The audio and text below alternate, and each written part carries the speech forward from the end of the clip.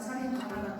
Бір күні жұрттан Әлиден келіп сұрайды екен, осы жұрт сұрайды, осы байлыққа қалай жетсек болады екен дейді. Сонда Әли айтады екен, байлыққа қанағат етіп жетсең болады дейді. Сонша малың тұрып оған мен әлі байлыққа жетпедім деп қанағатсыз болсаң,